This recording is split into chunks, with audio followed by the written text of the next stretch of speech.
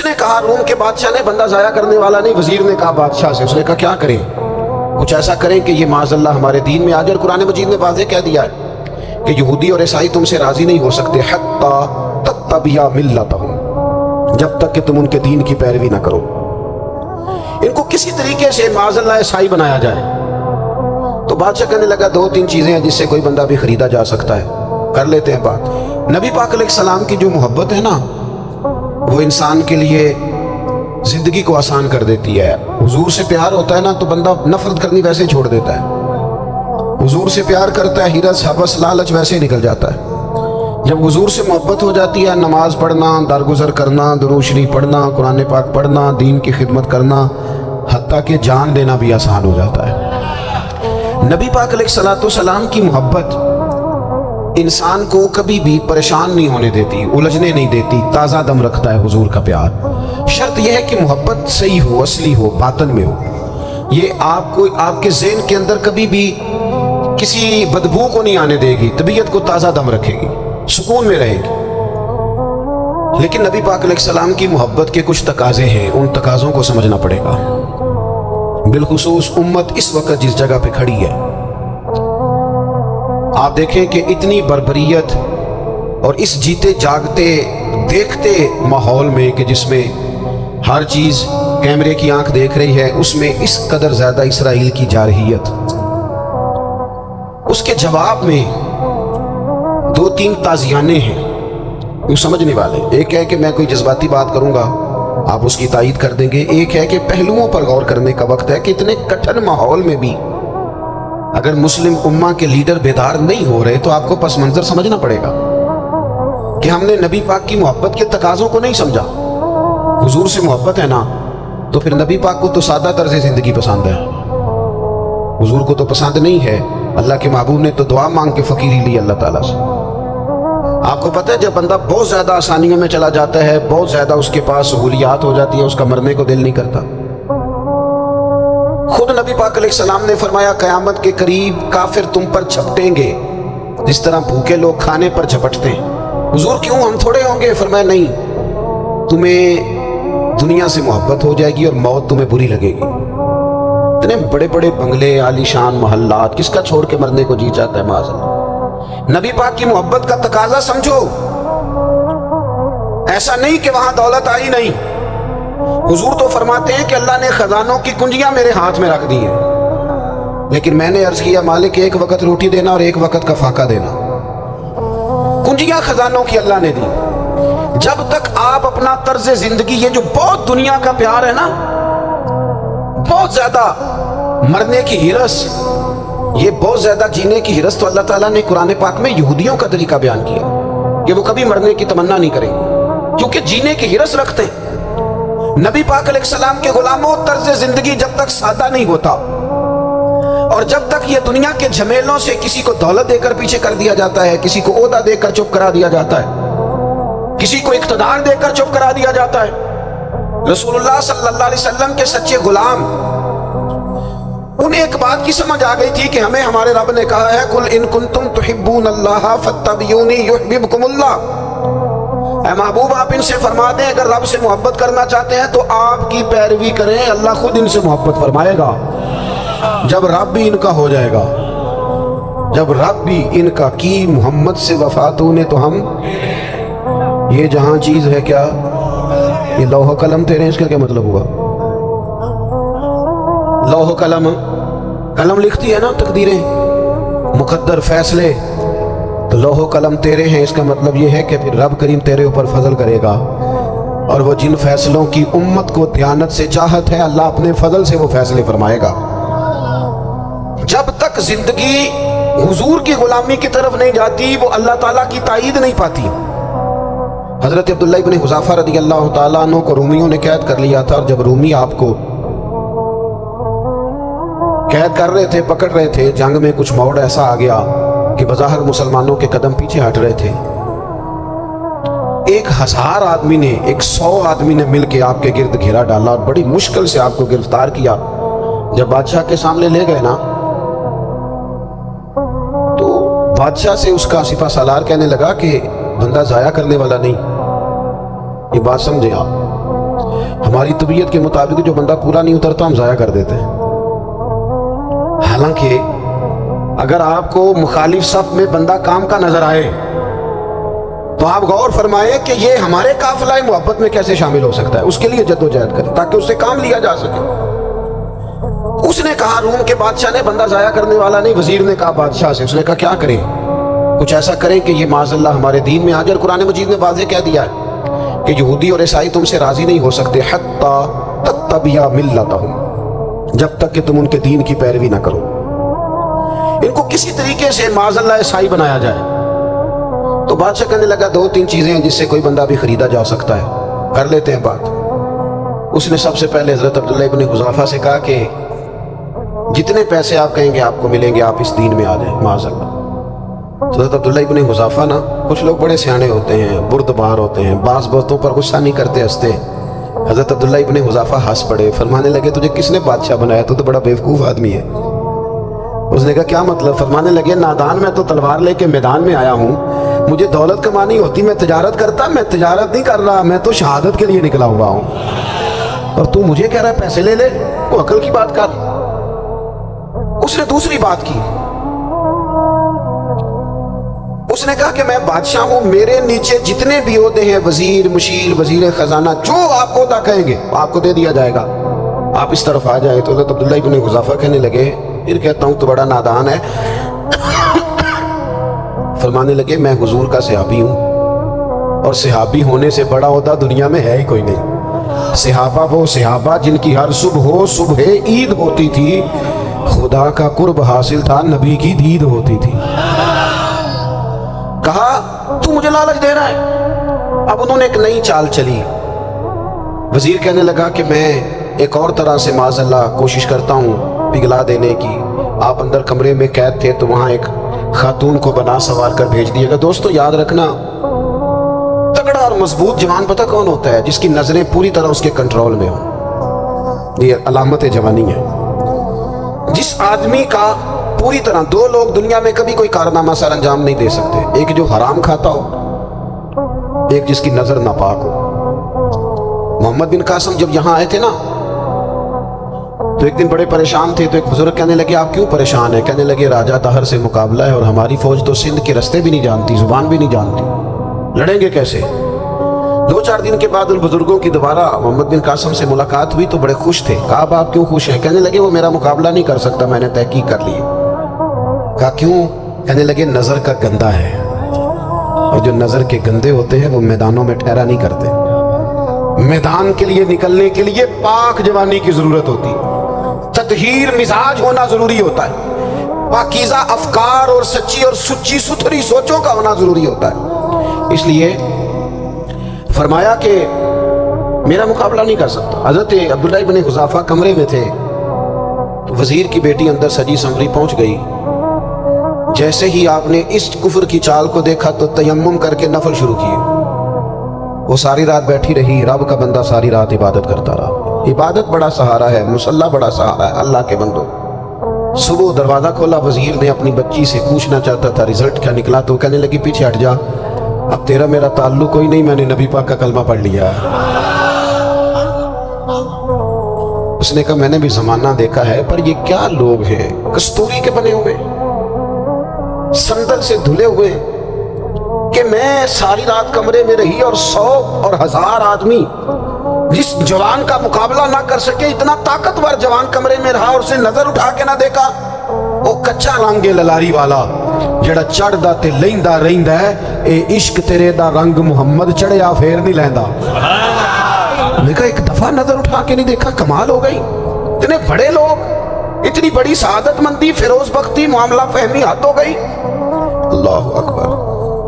دوستو بادشاہ جب پوری طرح ہار گیا نا, اس نے کہا مار دو.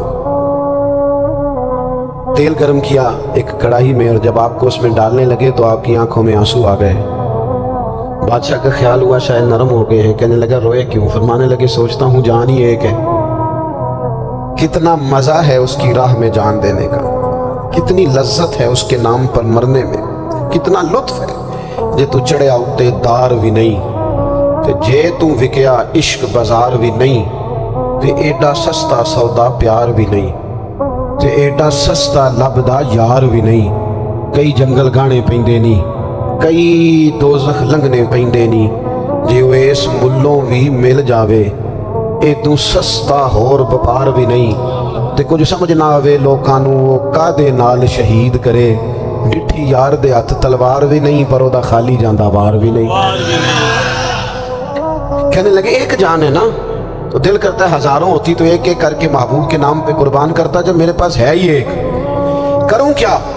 حضرت عبداللہ ابن حذیفہ رضی اللہ تعالیٰ عنہ جب روئے اور بادشاہ نے یہ بات سنی تو بادشاہ اٹھ کے کھڑا ہو گیا، سارے وزیروں مشیروں کو کہنے لگا تم نے کہا تھا نا بندہ ضائع کرنے والا نہیں، یہ بھی ضائع کرنے والا نہیں۔ کہنے لگا میرا ماتھا چومو، تم جیسے لوگوں کو قتل نہیں کرنا چاہیے، آزاد کرنا چاہیے۔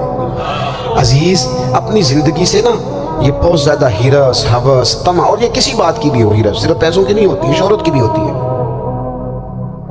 یہ بیماری انسان کو اقتدار کی بھی ہوتی ہے، تعریف کی بھی بیماری ہوتی ہے، یہ سارے نقص ہوتے ہیں لوگوں، اور معاذ اللہ بعض جبوں کبوں کے اندر بھی ہوتے ہیں، وہاں بھی پنپتے۔ اپنی زندگی جب تک اس سادگی میں نہیں لاؤ گے جو رسول پاک نے عطا فرمائی، جب لوگ آسانیوں میں پوری طرح الجھ گئے تو پھر وہ دور ہوئے اور کفر چڑھ گیا۔ دوسری بات، اللہ کے محبوب صلی اللہ تعالی علیہ وسلم کی محبت ہم سے تقاضا کرتی ہے کہ ہم اس مشن کے لیے کام کریں جس مشن کے لیے رسول پاک نے کام فرمایا ہے۔ ہم سارے کام بڑے مضبوطی سے، سوچ سمجھ کے، تدبر سے، حکمت سے، تقاضوں کو مد نظر رکھتے ہوئے کرتے ہیں سارے کام۔ دین کے کام میں ہمارا مزاج نہیں ہوتا، او ہو جائے گا جی آپ بسم اللہ پڑھیں جی، شروع کریں جی۔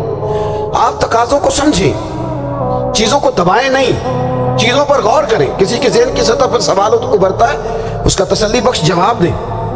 اپنی زندگی میں دین کے کام کے لیے اپنے آپ کو وقف کریں، اور دین کے کام کے بہت سارے پہلو ہیں۔ ہزاروں لوگوں کو قرآن پاک ٹھیک پڑھنا نہیں آتا، ہزارہا لوگ ہیں جو قرآن مجید کے مطالب سے آگاہ نہیں ہیں، دین کی بنیادی ضروریات سے لوگ نابلد ہیں۔ میں آپ کو کس طرح یہ بات سمجھاؤں کہ ہزاروں کی تعداد میں طلاقیں اس لیے ہوتی ہیں کہ مردوں کو طلاق کے مسئلے نہیں آتے، انہیں پتہ نہیں ہے کہ مجھے حقوق زوجین کے معاملے میں کیسے چلنا۔ ڈھیر سارے گھروں میں تباہی اس لیے ہے کہ تربیت اولاد کا دینی منہج ہمیں نہیں پتا۔ اپنا حصہ ملائیں دین کے کام میں۔ ایک آدمی کو اگر تو نمازی کرنے میں کامیاب ہو گیا، تیری زندگی بدل گئی۔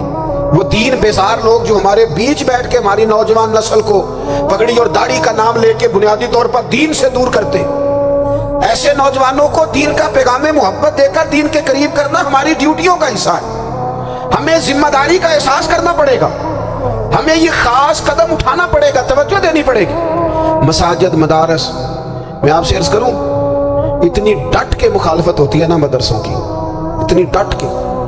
میں ادارہ چلاتا ہوں، اس کے چلانے میں جو مشکلات ہیں وہ تو ہم بتا نہیں سکتے آپ کو، اس لیے کہ میری قوم، میرا اس قوم سے تعلق ہے جو نعت خواں امیر کرنا چاہتی ہے، مدرسے نہیں، نقیب خطیب پیدا کرنا چاہتی ہے، شعر و شاعری کی زندگی کو پروان چڑھانا چاہتی ہے۔ فقط ہمارا ان لوگوں سے تعلق ہے جو لاکھوں کروڑوں روپیہ محافل پہ لگائیں گے، اور قاری صاحب بیچارے اگر مسجد کا کوئی ہونے والا کام کسی وقت بتا دیں گے تو وہ بڑی مشکل آ جائے گی ان کے لیے۔ یہ کیسے ہو سکتا ہے، آپ نے یہ ڈیوٹی بتا دی۔ مدارس، اور جتنا اہم رول دین کو پھیلانے میں مدارس اسلامیہ کا ہے، اتنی زبردست، لوگوں کا خیال ہوتا ہے میری طرح کے لوگ شاید کام کرتے ہیں، ڈیوٹی کرتے ہیں۔ یہ 10-15 لوگ آپ کو نظر آتے ہیں جو آپ کو کہیں میڈیا پر یا ادھر ادھر ڈیوٹی کرتے ہیں، مخلص لوگ اپنی جگہ پہ، وہ بھی بڑا ہی کام کر رہے ہیں، جو میڈیا پہ آ کے بھی اخلاص سے اور درد دل سے دین کی، ان کی بھی کسی بات کی حوصلہ شکنی نہیں، لیکن ہزارہا اساتذہ جو مدارس میں بیٹھ کے پڑھاتے ہیں، جنہوں نے وہ سارے لوگ تیار، آپ سمجھ نہیں سکتے کتنا بڑا کام۔ حفظ کا استاد جو ہوتا ہے نا، اس کی ڈیوٹی 24 گھنٹے ہوتی ہے فجر سے پہلے، اور اس نے بچوں کو اٹھانا ہے۔ تنخواہ تو ہم انہیں دینا نہیں نہ چاہتے، نہیں تنخواہ نہیں دی انہوں نے، ہمیں مولوی امیر نہ ہو جانا۔ مولوی نو تے سوٹ بھی 27 والی رات دے ہے تاکہ کدھر سواں کے عید والے دن پا نہ لوے، کیونکہ 27 تو بعد درزی پڑتا ہی کوئی نہیں، کیوں حضرت ایسا ہی ہے نا، اس وقت تو نہیں نہ لیتا۔ تو ہم چاہتے ہیں مولوی ہماری مرضی کے ہماری طرح کا سوٹ نہ پہن لے۔ مدارس کی مضبوطی، آپ یہ دیکھ لیں یہ صلاح الدین ایوبی کا تعلق بھلا کس چیز سے تھا؟ غوث اعظم کے مدرسے سے۔ حضور غوث اعظم کے مریدوں کی جماعت اس کے ساتھ شامل تھی۔ کون لوگ تھے جنہوں نے مدارس سے فیض پایا؟ رازی اور غزالی، حضور غوث اعظم، خواجہ اجمیر، یہ سب لوگ مدارس کے لوگ ہیں۔ کمزوریاں ہیں، غلطیاں ہیں، بہت ساری چیزوں کی اصلاح کی ضرورت ہے، لیکن یہ دین کا بہت بڑا قلعہ ہوتا ہے مدرسہ، لیکن اس کی مخالفت کی جاتی ہے۔ مجھے بتائیے اگر مدرسوں میں کمزوریاں ہیں تو کالجوں یونیورسٹیوں میں نہیں ہیں؟ ہم نے کبھی مخالفت کیا بند کر دو سارے؟ لیکن لوگوں کا جب خیال آتا ہے، جب ہمارے ایک سابقہ وزیر صاحب تھے سر راہ، کسی دعوت میں میری ان سے ملاقات ہو گئی تو انہوں نے کہا مدرسوں کا کردار کیا ہے آج کے ماحول میں؟ میں نے انہیں کہا کہ مختلف کورسز آپ کراتے ہیں نا، تو اس کے لیے پھر مختلف ویکینسیز ہوتی ہیں جہاں بچوں کو مدرسے کا کورس کرایا جاتا ہے تو استاد بننا ہوتا ہے، اس نے خطیب بننا ہوتا ہے، مسجد کی ڈیوٹی کرنی ہوتی ہے۔ میں نے کہا بالکل کوئی حکومت سرپرستی نہیں کرتی، لیکن اللہ کا فضل ہے، کبھی آپ نے کوئی مسجد سنی ہے جس میں جمعے والے دن مولوی نہ ملا ہو جمعہ پڑھانے کے لیے؟ کبھی آپ کو رمضان میں ایسی مسجد ملی ہے جس میں قرآن مجید سنانے کے لیے حافظ نہ ملا ہو؟ یہ ہو سکتا ہے کسی حافظ کو مسجد نہ ملے۔ تو مدارس کے ذمہ جو کام تھا مدارس نے جم کے کیا ہے اور ڈٹ کے کیا اللہ کے فضل سے۔ اور مدارس کے لوگوں کو بھی کمزور نہیں پڑنا چاہیے، کبھی کسی وزیر مشیر مالدار کے روپ میں نہیں آنا چاہیے، قطعاً نہیں۔ کیوں کہ یہ وہ عظیم لوگ ہیں رسول اللہ صلی اللہ علیہ وسلم کے دین کے غلام، کہ ابھی ایک لفظ نہیں پڑا ہوتا الف با تا سا، پہلے دن گھر سے نکلتے ہیں تو حضور فرماتے ہیں اللہ کے فرشتے ان کے پیروں کے نیچے پر بچھا بھی دیتے ہیں، پہلے دن اتنا بڑا اعزاز ملتا ہے۔ تو حضور کی محبت کا تقاضا ہے، دین کا کوئی کام کیا جائے۔ ایک خاتون مسجد نبوی شریف میں جھاڑو دیتی تھی پر کوئی کام تو کرتی تھی نا، اور کس مسجد میں جہاں 70,000 فرشتے صبح آتے ہیں 70 شام آتے ہیں، اس مسجد میں وہ خاتون جھاڑو دیتی تھی۔ بخاری ہے، جب ان کا انتقال ہو گیا صحابہ نے سوچا کہ حضور کو تکلیف ہوگی، بغیر بتائے جنازہ پڑھ دیا۔ حضور صبح تشریف لائے، تازی قبر دیکھی، اور محبوب وہ ہیں جو فرش پہ کھڑے ہو کے عرش کی خبریں دیتے ہیں۔ نبی پاک علیہ الصلوۃ والسلام نے فرمایا کہ مجھے اطلاع کیوں نہیں دی اس کے انتقال کی؟ یہ کرم دیکھو، کوئی ڈیوٹی تو کرتی تھی نا یار، پر خلوص سے، پر پیار سے، پر اللہ کو راضی کر دے گا، پر درد دل سے۔ اور دین کی ڈیوٹیاں کرنے والے دوستو سنو، حضور صبح آئے، قبر کو دیکھ کر فرمایا مجھے کیوں نہیں بتایا؟ یا رسول اللہ آپ کو تکلیف دینا مناسب نہ جانا؟ تو قبر پہ کھڑے ہو کے حضور نے فرمایا صف بناؤ میں دوبارہ جنازہ پڑھاؤں گا، صف بناؤ میں دوبارہ جنازہ پڑھاؤں گا۔ کوئی ڈیوٹی تو۔ تیسرا تقاضا حضور کی محبت کا، سمجھو میں بس بڑی جلدی بات سمیٹنے لگا ہوں، حضور کی امت سے پیار کرو، یہ نبی پاک کی محبت کا تقاضا ہے۔ حضور اس بندے سے بڑے راضی ہوتے ہیں جو حضور کی امت سے پیار کرتا ہے۔ آپ کو پتہ ہے حضرت جبریل امین علیہ السلام نے معراج کی رات حضور علیہ السلام سے عرض کی تھی کہ اللہ کی بارگاہ میں عرض کیجئے گا میری بھی ڈیوٹی لگ جائے آپ کی امت کے ساتھ محبت کرنے پر۔ تو یہ کیوں کہا تھا انہوں نے؟ علماء نے لکھا اس لیے کہا تھا کہ حضرت جبریل بھی جانتے ہیں کہ حضور کی امت سے محبت کی بات کی جائے نا تو نبی پاک راضی ہوتے ہیں۔ امت سے پیار کرو گے نا، امت سے، ایک صرف بات کا خیال رکھنا، عقیدہ برا ہو تو بات دوسری ہے، ورنہ میرے محبوب کی امت کا ایک ایک شخص جو مدینے والے کا کلمہ پڑھتا ہے، جو حضور کا غلام ہے، اس کے بارے میں اپنے دل میں گنجائش رکھنا، پیار رکھنا، وارفتگی رکھنا۔ وہ دوستو یہاں لوگ کس طرح گروہوں کو، جماعتوں کو سپورٹ کرتے ہیں۔ نبی پاک نے اس امت کی کثرت پر فخر بیان کیا، اور حضور فرمانے لگے 120 صفحے جنتیوں کی ہوں گی، قیامت میں 80 صفحے صرف میری امت کی ہوں گی۔ میں کثرت امت پر فخر کروں گا۔ ان لوگوں سے پیار کرنا ہے، ان کے دکھ درد کو سمجھنا ہے۔ پتہ ہے آج کیا ہوتا ہے؟ آج ہمیں نا مختلف چھوٹے چھوٹے ملکوں میں بانٹ دیا گیا، تو ہم کسی دوسرے مسلمان بھائی کا درد نہیں محسوس کرتے، ہم گھروں میں نہیں محسوس کرتے۔ پڑوسی پر ظلم ہو رہا ہو تو ہم کہنے پتر ساڈا نہیں مسئلہ، یہ خدا مسئلہ ہے، تینوں کی لگے۔ حالانکہ پڑوسی کی آگ اس لیے بھی کسی وقت بجھا دینی چاہیے کہ پڑوسی کی نہ بجھائی جائے تو اپنا گھر بھی زاد میں آ جاتا۔ آج امت مسلمہ سے ہمیں بس لگا دیا کہ اپنے حصے کی روٹی کماؤ، اپنے حصے کی کوٹھی بناؤ، اپنے حصے کی گاڑی خریدو، اپنے حصے کا کام کرو۔ امت کا درد، امت کی بات، وحدت امت کا تصور، امت کا دوبارہ سے وہ شان ارسل رسولہ بالہدی ودین الحق لیظہرہ علی الدین کلہ، وہ تصور کب ہوگا؟ اس وقت ہوگا جب ہم بات امت کی کریں گے۔ نبی پاک علیہ السلام نے فرمایا مسلمان کی مثال ایک جسم کی طرح ہے، جسم کے ایک حصے کو تکلیف ہو تو سارا آزمائش میں آ جاتا ہے۔ مجھے بتاؤ یہ انگلی درد کرتی ہو، یہ انگلی جسم کا حصہ ہے نا، تو میرا خیال ہے دماغ یہ کہہ دے گا کہ انگلی کی درد ہے نا مینوں کی لگے، دل کہہ دے گا کوئی نہیں ٹینشن لینے، انگلی کا مسئلہ ہے نا۔ ایسا نہیں ہوتا۔ बल्कि जब उंगली में दर्द होती है तो दिमाग मनसूबा बंदी करता है कि इसका इलाज कैसे हो सकता है। दिल परेशान होता है, पैर चल के जाते हैं, हाथ वो दवाई वसूल करते हैं, दांत उसे चबाकर, हलक उसे निगल कर, मैदा उसे जखीरा करके जिस्म में फैलाता है, फिर जाके उंगली शिफा पजीर होती है।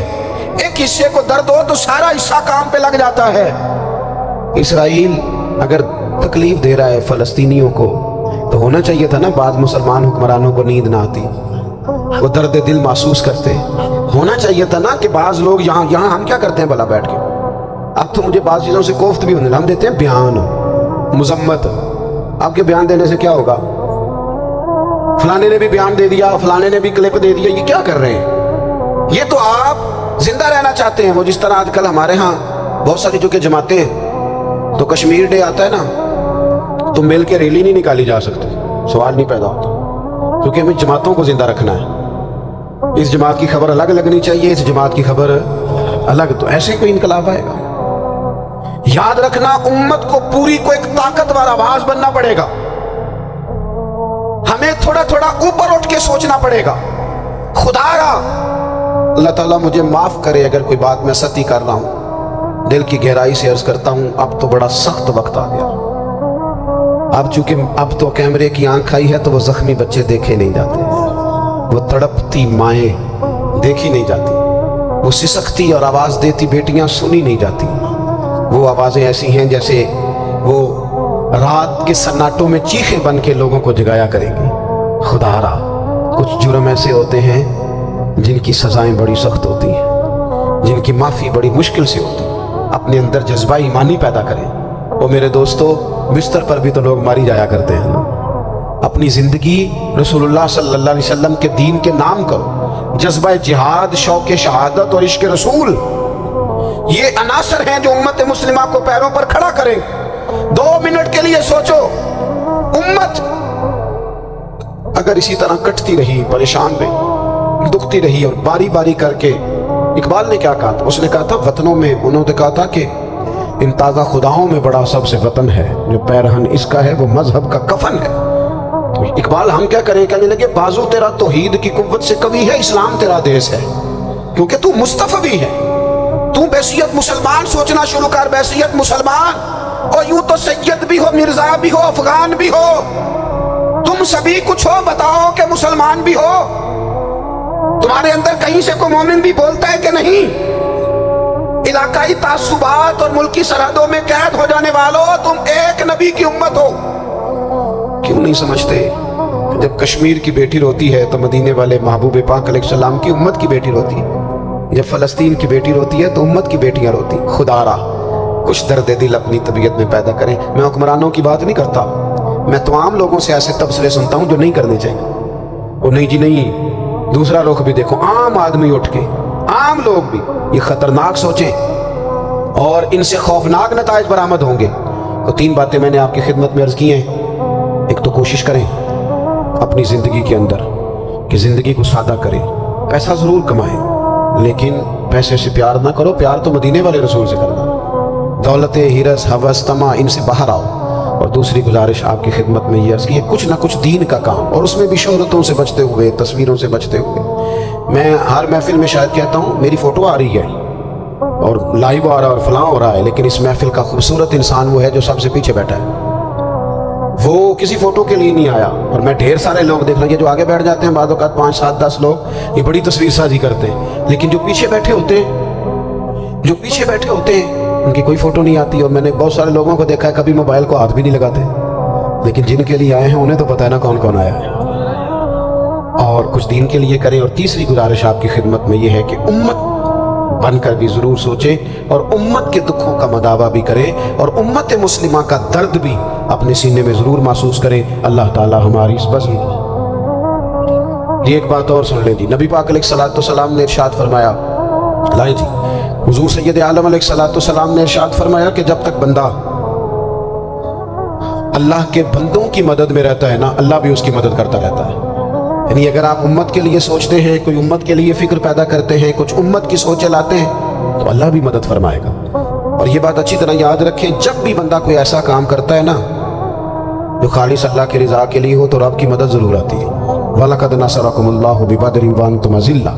तो ये काम करेंगे तो अल्लाह की मदद भी आएगी। अल्लाह तौफीक अता फरमाए। वमा अलैना इल्ला अल-बलाग। तो हुजूर ने फरमाया अगर अपने बच्चों के लिए रिज़्क़ हलाल कमाने निकला फिर भी अल्लाह के रास्ते में ही है, और अगर इसलिए निकला हुआ है कि किसी के सामने हाथ ना फैलाना पड़े तो फिर भी ये अल्लाह के रास्ते में ही है। और फरमाया अगर इसलिए निकला है कि अपने बहन भाई बाल बच्चे माँ बाप दोस्त अहबाब के साथ खैर करेगा तो फिर भी अल्लाह के रास्ते में। यानी बज़ाहिर वो काम जिन्हें लोग दुनिया का काम समझते हैं, अगर उसमें भी रज़ा इलाही शामिल कर ली जाए तो वो काम दीन बन जाता है। और अगर जिस काम को लोग दीनी काम समझ के करें लेकिन उसमें तसल्लुम आ जाए, बनावट आ जाए, लोगों को ज़रा पता चल जाए, ज़रा मेरी भी फ़ोटो आ जाए, ज़रा मेरा भी नाम हो जाए, तो आपने दीनी काम नहीं किया या आपने दुनियादारी की। तो अपनी ज़िंदगी में इखलास, मैं अक्सर दोस्तों से कहता हूँ कि मियाँ बीवी भूख में भी गुजारा कर लेते हैं, थोड़ी वसाइल में भी ज़िंदगी गुजर जाती है, शर्त यह कि एक दूसरे के साथ मुखलिस हो। लेकिन अगर खातून को पता चले कि मेरे साथ मुखलिस नहीं है और खामद को पता चले कि मेरे साथ मुखलिस नहीं है तो वो घर नहीं चलता। तो अगर इखलास ना हो तो एक घर नहीं चलता, तो पूरा दीन कैसे चलेगा। अपनी ज़िंदगी में अपने मिजाजों में इखलास, बहुत सारी हमारी परेशानियों का सबब हमारा दिखावा है। और मैंने देखा है ये जो दिखावा करने वाले हैं बेचारे ये बड़े डिस्टर्ब लोग हैं, ज़हनी तौर पर शदीद परेशान लोग हैं। दिखावा करने वाले बेचारे बड़ी तकलीफ़ में है कि देखो यार मेरी फ़ोटो नहीं आई, खुद बताते हैं अल्लाह का शुक्र है जी मैं फ़लाना काम भी नेकी का करता हूँ, बड़ा करम है जी फ़लाँ खैर भैया। आपको ये क्यों बताना पड़ा, इतनी परेशानी क्यों लग गई आपको। अगर आप करते हैं तो अल्लाह ताला उसका अजर आपको अता करेगा। खुद ब खुद आपको क्यों ऐसा करना पड़ा। इखलास वाली ज़िंदगी गुजारें, अपने लहजों में अपने लफ्ज़ों में हुस्न और सफाई लाएं। देखें नबी पाक सल्लल्लाहु ताला अलैहि वसल्लम ने फरमाया क़यामत के दिन कुछ लोग बड़ी नेकियां लेके रब की बारगाह में हाजिर होंगे, उनके पास बड़ी नेकियां होंगी, लेकिन अल्लाह फरमाएगा तुमने नेकियां तो की थी पर की थी लोगों को दिखाने के लिए। अब इस तरह करो जिनको दिखाने के लिए नेकी की थी उन्हीं से जाके अजर मांगो, मेरे लिए की नहीं, लिहाजा उनसे अजर मांगो जिनके लिए तुमने नेकी। बड़ा सख्त मामला है और बड़ा अज़ियतनाक मसला है दिखावे का। यानी कोई भी आप काम करें, आप किसी के शागिर्द हों तो मुखलिस हो, किसी जगह इरादतमंद हो तो मुखलिस हो, किसी जगह उस्ताद हो तो मुखलिस हो, किसी जगह आपकी जिम्मेदारी तालीम और तरबियत की हो तो मुखलिस हो। अगर इखलास नहीं होगा तो फिर रियाकारी का सादा तर्जुमा अदाकारी होता है। फिर अदाकारी बंदा कितनी को करेगा, थक जाएगा। आप मुखलिस होकर अपना काम भी सही करके करें अल्लाह की रज़ा के लिए। ये रिश्तेदारों में ज़्यादा लड़ाइयाँ क्यों होती है, सारा चक्कर प्रोटोकॉल का है।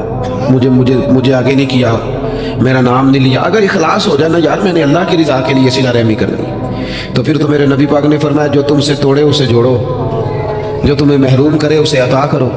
फिर तो अंदाज और हो जाता। इखलास जो होता है वो असल होता है, इखलास जो होता है वो हुस्न होता है। और नबी पाक अलैहिस्सलाम ने फरमाया मुखलिस हो जाओ, खालिस हो जाओ अल्लाह की रज़ा के लिए, तुम्हारा थोड़ा अमल भी तुम्हें किफ़ायत कर जाएगा, थोड़ा अमल भी तुम्हारे लिए ज़्यादा हो जाएगा। मुखलिस हो जाओ, थोड़ा अमल भी फ़ायदा देगा। लेकिन अगर इखलास नहीं तो फिर तो इंसानी ज़िंदगी इंतहाई कठिन हो जाती है, वक्त गुजारना मुश्किल हो जाता है। मुखलिस है ना जो बंदा, तो वो सादा भी है, जो मुखलिस है वो छुपा हुआ भी है।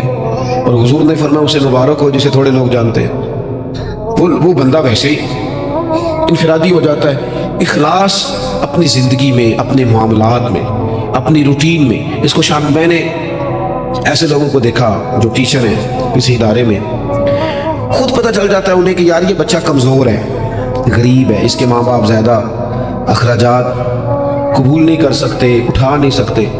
तो मैंने देखा है कि वो उस्ताद सब अपनी जेब से उसका खर्चा दे रहे होते हैं। ये इखलास है। अगर मुखलिस हो जाएं, मुंतज़िमीन, मुआविनीन, तो बहुत सारे बच्चे जो तालीम से रह जाते हैं वो ना रहें, वो पढ़ जाएं।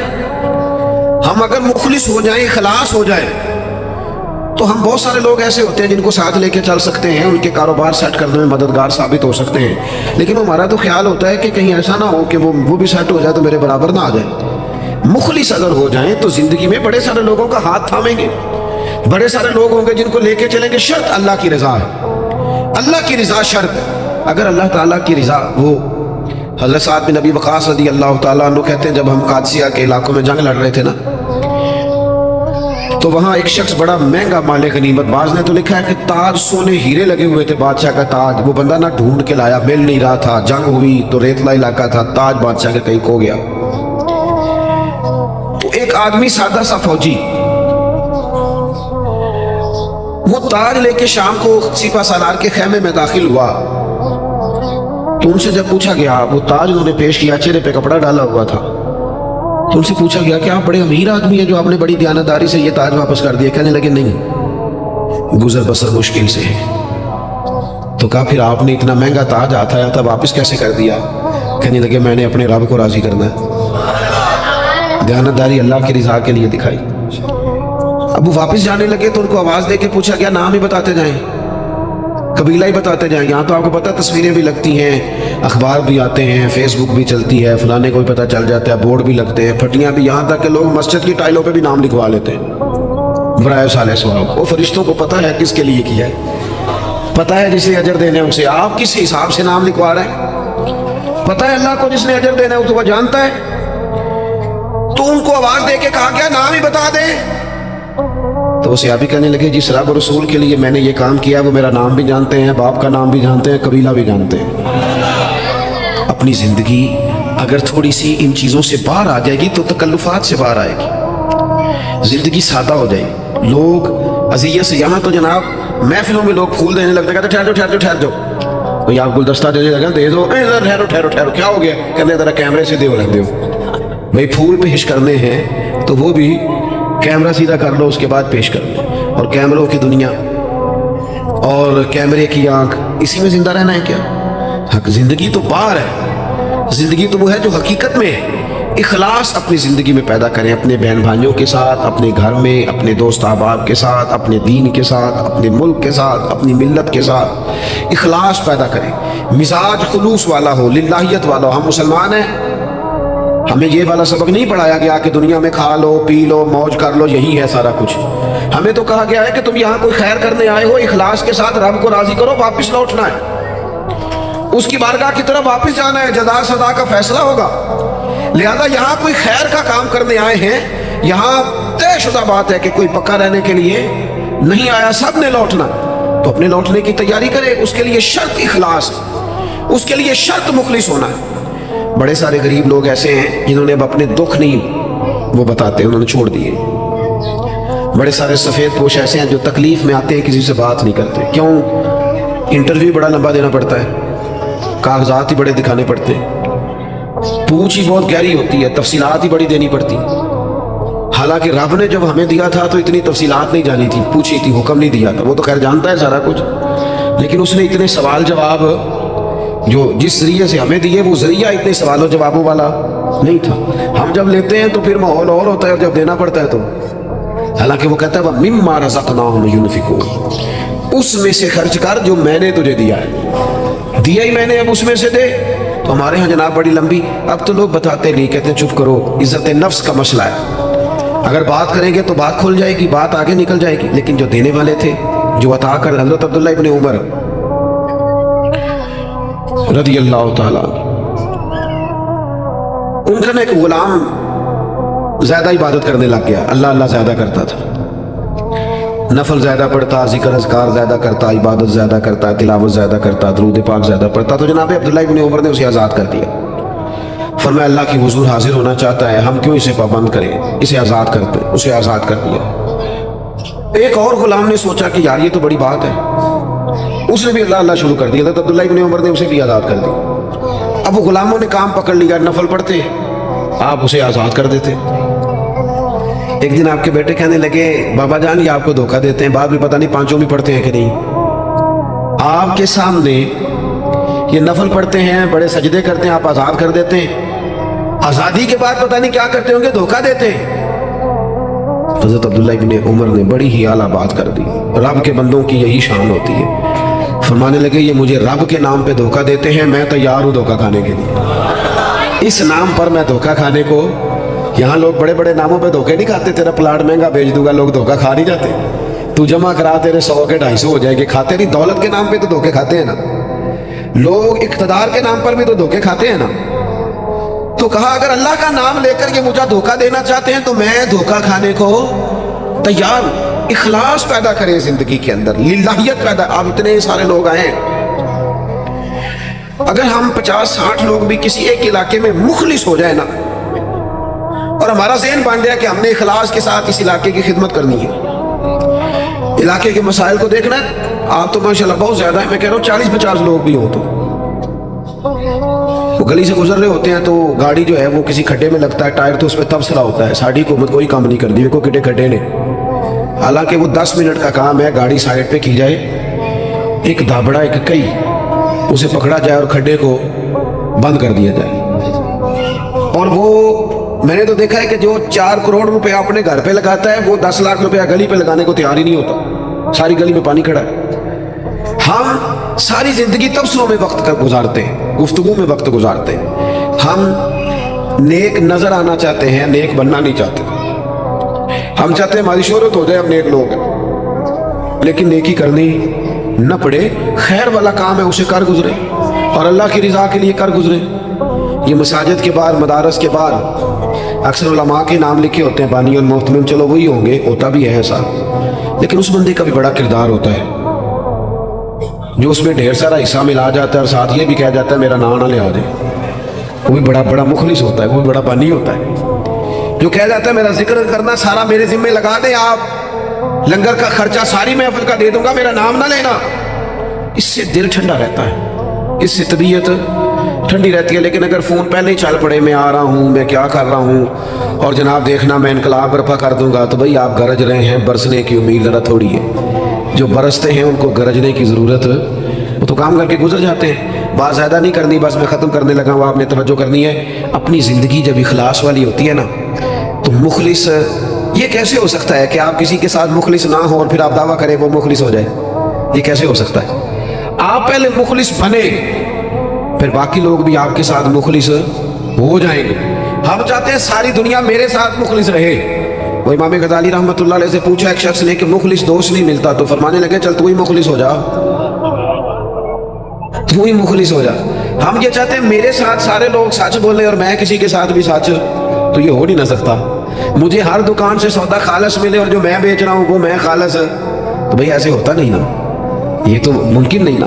تو اپنی زندگی میں اخلاص، امام ابو نعیم کہتے ہیں کہ ایک 100 گھر تھا پورا مدینہ شریف میں، تھوڑی سی آبادی ہوتی تھی، 100 گھر تھا جس میں 2 وقت کھانا بھی ملتا تھا، کپڑے بھی بچوں کے، دیگر اخراجات بھی، 100 گھر کو، اور سالوں ملتا رہا پر پتہ نہیں تھا کون دے جاتا ہے۔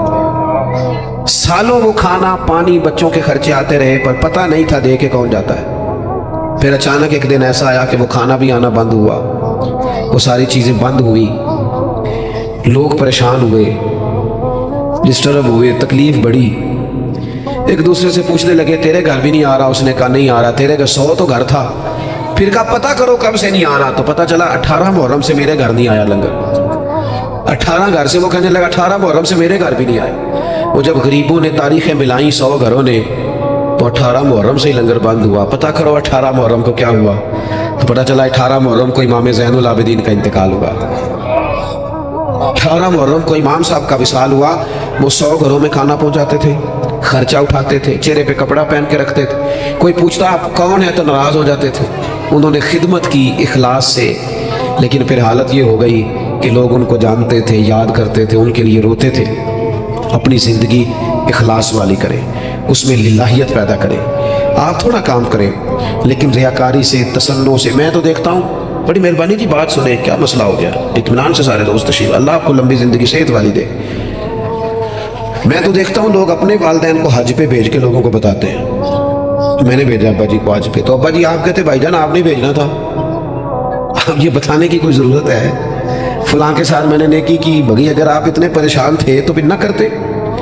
یہ چیزیں آزمائش میں ڈال دیتی ہیں، اپنے تکلیف میں آ جاتے ہیں، یار یہ نام لے رہا ہے۔ وہ ہمارے ایک جگہ ختم شریف تھا تو میں ایک جگہ حاضر ہوا اصالہ ثواب کی تقریب میں، تو وہ کہنے لگے یہ آپ نے جب دعا مانگنی ہے نا ختم شریف پہ، تو یہ بھی بتانا ہے کہ 50,000 روپے ہم نے مسجد میں دیا ہے، اور یہ اتنا کچھ جو ہے وہ ہم نے اور بھی خدمات کی ہیں، یہ والد صاحب کے لیے نا ذرا بول دیجئے گا۔ تو میں نے انہیں کہا ٹھیک ہے، دعا مانگ دی، میں نے کہا جو پڑھا پڑھایا ہے۔ تو بعد میں مجھ سے کہنے لگے آپ نے بتایا نہیں، میں کہا کیوں دسنا سارے؟ کہنے لگے وہ ذرا، میں نے کہا خدا کے بندے ابا جی کیا دے گئے آپ کو زندگی پوری میں؟ کہنے لگے بڑا کچھ۔ تو میں نے کہا انہوں نے بھی مسجد اعلان کرایا تھا کہ میں بچوں کو زمین دے کے جا رہا ہوں، گھر دے کے جا رہا ہوں، تو کہاں اعلان کرایا تھا؟ کہنے لگے نہیں۔ تو میں نے کہا تو 50,000 دے کے اعلان کراتا پھرتا ہے، کیا مطلب چکر میں پڑ گئے؟ اس سے تو کوفت پیدا ہوتی ہے۔ اپنی زندگی اخلاص والی کرنی ہے، اس میں للہیت پیدا کرنی ہے، اور کوشش کریں کہ عمل ضرور کوئی نہ کوئی کرے۔ 3 باتیں میں نے آپ سے کرنی ہیں آخر میں، اور ان پر آپ نے عمل کرنا ہے، کریں گے انشاءاللہ تعالی۔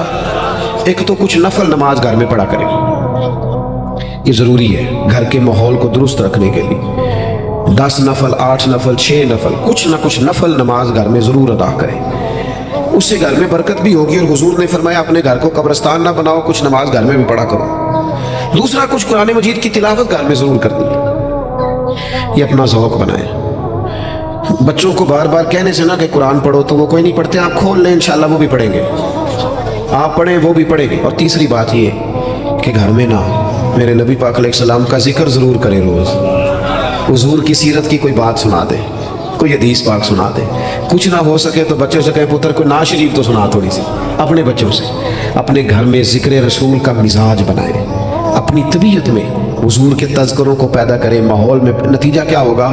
اس کا نتیجہ یہ ہوگا کہ ہمارے گھروں میں راحت آئے گی، گھروں میں سکون ہوگا، گھر کے اندر للہیت پیدا ہوگی، گھر کے ماحول میں آپ دیکھیں گے کہ ایک الگ سے خوبصورتی پیدا ہو گئی ہے۔ اپنی زندگی میں بہت سارا اخلاص پیدا کریں، بہت ساری للہیت، کوئی بھی خیر کا کام کریں تو تصنع سے، بناوٹ سے، ریاکاری سے اپنے آپ کو بچائیں۔ میرے رسول پاک صلی اللہ علیہ وسلم نے لوگوں کو خالص کر دیا، اتنا خالص کر دیا، اتنا خالص کر دیا کہ مکے سے جب ہجرت کر کے لوگ مدینے آئے تو مدینے والوں نے آدھی جائیدادیں بانٹ کے دے دی۔ سگے بھائی کو نہیں دی جا سکتی، لوگ لڑائیاں کرتے ہیں، کارنر والی جگہ میری تو فلانی میری۔ انہوں نے کیوں دے دی؟ وہ مخلص بڑے تھے، ان میں للہیت، اور انہیں دے کے تکلیف کوئی نہیں ہوئی، انہیں دے کے راحت ہوئی، انہیں سکون ملا، ان کے دل ٹھنڈے ہوئے، کیوں کہ وہ مخلص تھے۔ اللہ کی بارگاہ میں دعا کرتا ہوں، کچھ دنوں سے طبیعت ٹھیک نہیں ہے، خیال تھا کہ وعدے کیے ہوئے ہیں تو یہ سارے پورے کر دیے جائیں، اس لیے کچھ بات آپ سے ہو گئی۔ اللہ تعالیٰ آپ کو بہت سا صلہ عطا کرے، اور بندوبست کرنے والوں، کوشش کرنے والوں کو اللہ بہتر جزا عطا کرے۔ وما علینا الا البلاغ المبین۔